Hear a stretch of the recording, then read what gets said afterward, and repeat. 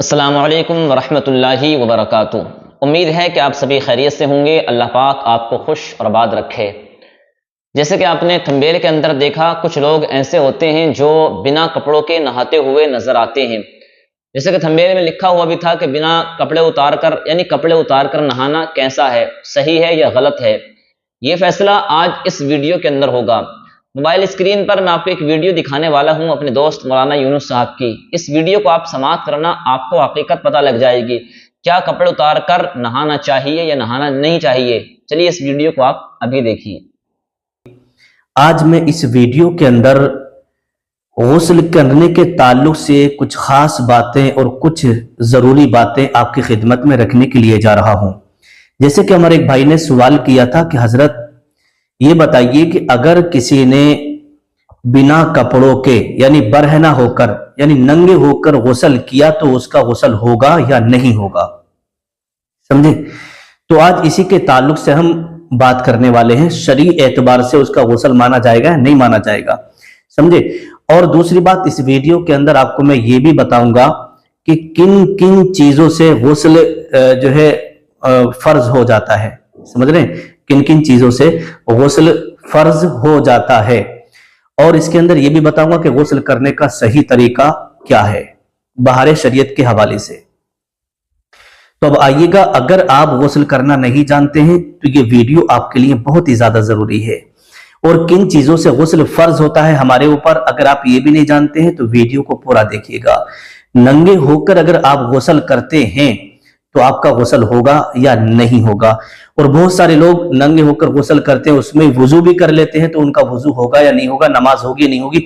تو ساری باتوں کی تفصیل اس ویڈیو کے اندر انشاءاللہ تبارک و تعالی میں آپ کو بتانے کے لیے جا رہا ہوں۔ بالکل کلیئر آپ کا یہ مسئلہ ہو جائے گا، اور آپ کے دل و دماغ میں جو ڈاؤٹ تھا یا ہوگا وہ بھی کلیئر انشاءاللہ ہو جائے گا۔ تو اس ویڈیو کو اسکپ نہ کریں، پوری ویڈیو کو تسلی سے اور سکون سے دیکھتے رہیے گا۔ انشاءاللہ دین کی بہت ہی اہم اور ضروری معلومات آپ کو ملنے والی ہے، کیونکہ ظاہر سی بات ہے جب انسان پاک ہی نہیں ہوگا تو اس کی کوئی بھی عبادت اللہ کی بارگاہ میں قبول ہی نہیں ہوگی۔ تو اب آئیے گا، سب سے پہلے ہم بات کرتے ہیں کہ اگر کسی نے برہنہ ہو کر، سمجھ رہے ہیں، یعنی بنا کپڑوں کے یعنی سارے کپڑے اتار کر ننگے ہو کر اگر غسل کیا تو اس کا غسل ہوگا یا نہیں ہوگا، سمجھے؟ تو دیکھیے گا، جیسے کہ کتابوں کے اندر لکھا ہے، اگر کوئی شخص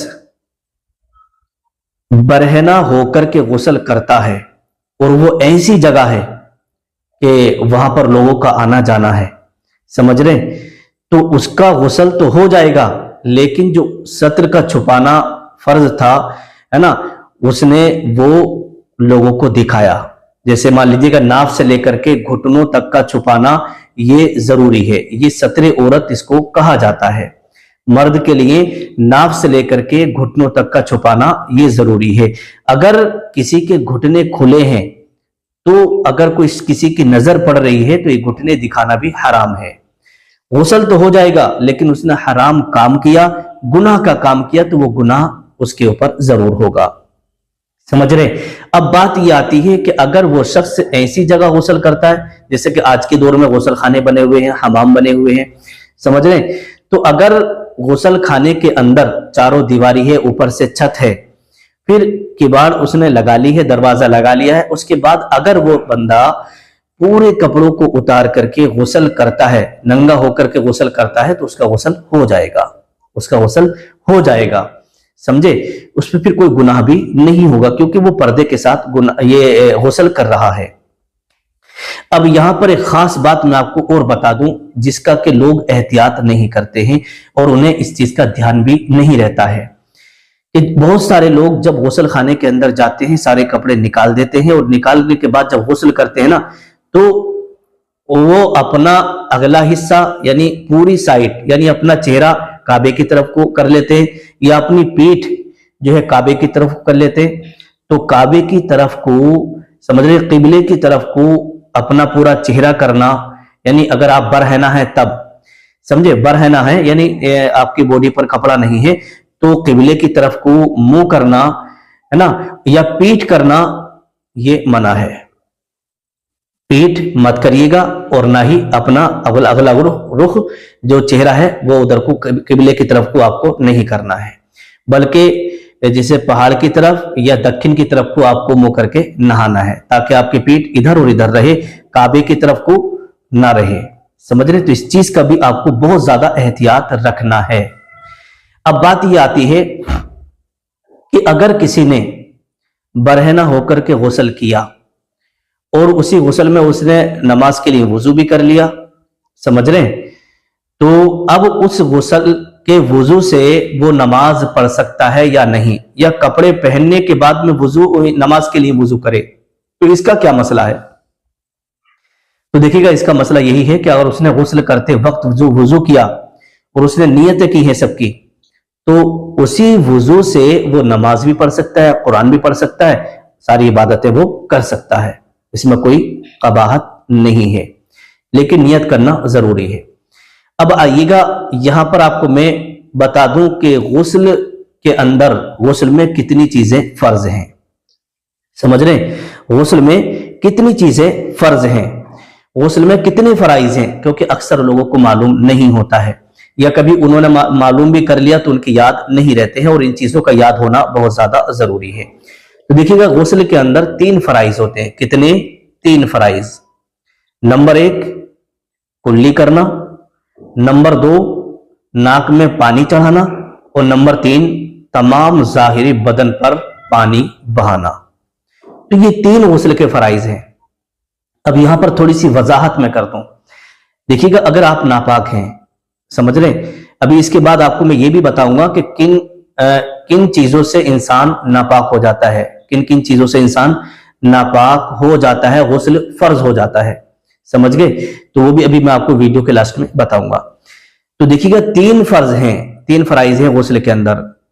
बहुत सारे लोग क्या करते हैं, जब नापाक होते हैं ना, तो उन्होंने कुल्ली की और ऐसी।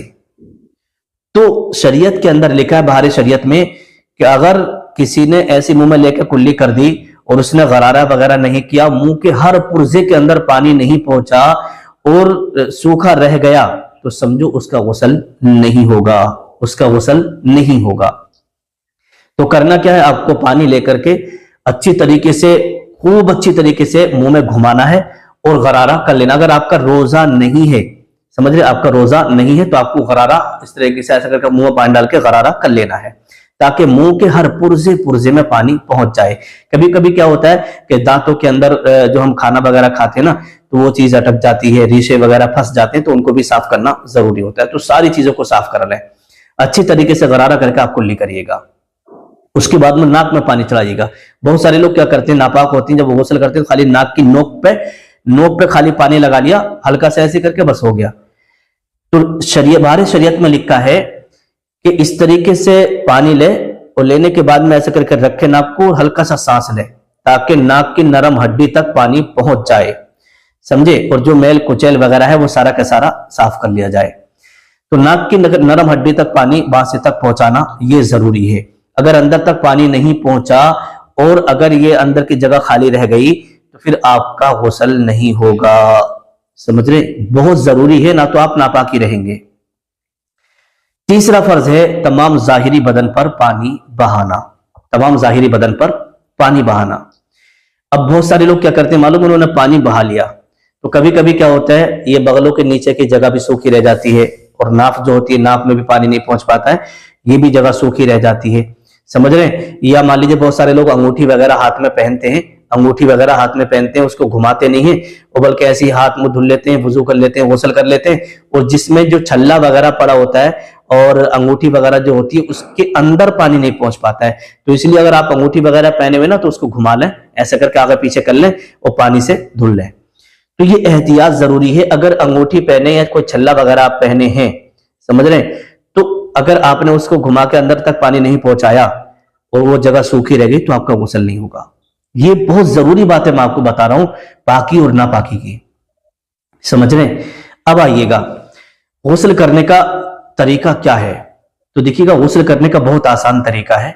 सबसे पहले आप गुस्ल की नियत करें। नियत क्या करना, अपने मतलब जबान से नहीं कहना, गुस्ल करने के लिए आप गए, अपने दिल में नियत कर लें कि मैं पाकी हासिल करने की नियत करता हूं, جس سے کہ میں نماز بھی پڑھوں گا, قرآن بھی پڑھوں گا, ساری عبادتیں میں کروں گا. یہ نیت آپ کی ہو گئی. اس کے بعد آپ سب سے پہلے گٹوں تک ہاتھ دھوئیں گے, سمجھے, اور اس کے بعد پیشاب کی جگہ پر اگر نجاست لگی ہے, پورے بدن پر کہیں بھی اگر نجاست لگی ہے تو اس کو صاف کر لیں, پھر اتنا دھڑ آپ دھو لیجیے گا. اس کے بعد نماز کی طرح جیسا وضو کرتے ہیں نا ویسا آپ وضو کریں, اس کی طرح جیسا آپ وضو کرتے ہیں ویسا وضو کریں, یعنی کلی کریے گا, جو کلی کرنے کے بارے میں نے آپ کو ابھی بتایا, سمجھے. ناک میں پانی چڑھائیے گا اچھی طریقے سے, سمجھ رہے, چہرہ وغیرہ دھلیے گا, ہاتھ وغیرہ دھلیے گا, مسا کریے گا, سمجھ رہے. اور اس کے اندر لکھا ہے کہ اگر آپ ویسی جگہ پر نہا رہے ہیں تو پاؤں دھلنے کی ضرورت نہیں ہے, جب آپ پورا غسل کر لیں تو لاسٹ میں جب آپ نہا کر کے نکلیں تو بعد میں پاؤں دھل لیں, اور اگر اونچی جگہ پر نہا رہے ہیں تو پاؤں بھی دھل سکتے ہیں, ٹھیک ہے. اور اپنے کندھوں وغیرہ پر پورا پانی بہا لینا, پورے بدن پہ پانی بہا لینا. 3 فرائض میں نے آپ کو غسل کے اندر بتائے تھے, وہ کر لیے تو آپ کا سمجھ لو غسل ہو گیا. تو یہ غسل کرنے کا طریقہ ہے. اب یہاں پر میں آپ کو بتا دوں کہ کن کن چیزوں سے انسان کے اوپر غسل فرض ہو جاتا ہے, کن چیزوں سے غسل فرض ہو جاتا ہے. تو 5 چیزوں سے انسان کے اوپر غسل فرض ہو جاتا ہے. یہ 5 چیزیں ایسی ہیں, اگر یہ آپ سے ہو گئی تو آپ کے اوپر غسل فرض ہو جائے گا, سمجھے. اب وہ 5 چیزیں کون کون سی ہیں؟ نمبر 1, منی کا اپنی جگہ سے شہوت کے ساتھ جدا ہو کر عضو خاص سے نکل جانا, سمجھ رہے ہیں. منی کا شہوت کے ساتھ اپنی جگہ سے ہو کر کے عضو سے نکل جانا. اگر کسی کی منی خارج شہوت کے ساتھ ہو گئی, سمجھ رہے, ویریا شہوت کے ساتھ نکل گیا, جوش کے ساتھ نکل گیا, تو اس سے انسان کے اوپر غسل فرض ہو جاتا ہے. نمبر 2, احتلام یعنی سوتے میں منی نکل جانا, جسے کہتے ہیں نائٹ فیل ہو جانا, جسے کہتے ہیں سپندوز ہو جانا.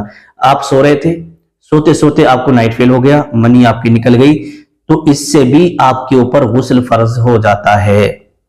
نمبر 3, شرم گاہ میں حشفہ داخل ہو جانا, چاہے شہوت ہو یا نہ ہو, سمجھ رہے, شہوت ہو یا نہ ہو, انزال ہو یا نہ ہو, تو دونوں پر غسل فرض ہو جاتا ہے. میاں بیوی ہیں اور دونوں ایک بستر پر لیٹے ہیں, سمجھے, اور مرد نے اپنے عضو مخصوص کو, سمجھ رہے ہیں, اپنی شرمگاہ کو عورت کی شرمگاہ میں داخل کر دیا. اب چاہے منی نکلے یا نہ نکلے, انزال ہو یا نہ ہو, تو داخل کرنے سے اگر حشفہ داخل ہو گیا, جسے سپاری کہتے ہیں, اگر حشفہ داخل ہو گیا, کیب داخل ہو گیا, تو سمجھو دونوں کے اوپر غسل فرض ہو جائے گا, میاں پر بھی اور بیوی پر بھی, شوہر اور بیوی دونوں پر غسل فرض ہو جائے گا, سمجھے. جب دونوں پر غسل فرض ہو جائے گا تو ان کے لیے ضروری ہے کہ وہ دونوں غسل کریں. نمبر 4, حیض سے فارغ ہونا. جیسے مان لیجیے کوئی لڑکی یا کوئی عورت ہے, اسے MC وغیرہ ہوئی, سمجھے, MC ہوئی, اب MC جب فارغ ہو گئی, سمجھے, حیض سے جب فارغ ہوئی, تو اس کے اوپر ضروری ہے کہ فوراً وہ غسل کرے. تو حیض کے بعد ہر عورت یا لڑکی ہو یا عورت ہو, کوئی بھی ہو, اس کے اوپر جو ہے غسل فرض ہو جاتا ہے. اگر اس نے غسل نہیں کیا تو اس کی کوئی بھی عبادت قبول نہیں ہوگی اور وہ گناہگار رہے گی.